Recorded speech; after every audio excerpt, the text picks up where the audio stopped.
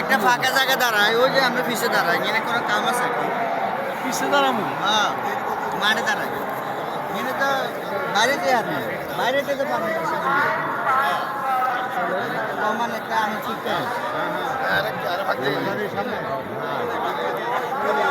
ঘুরি ঘুরি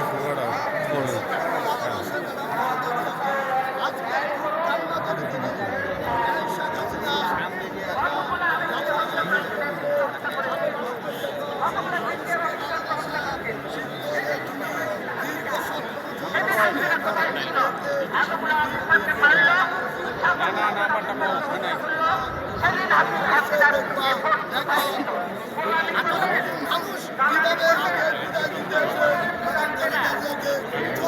কিভাবে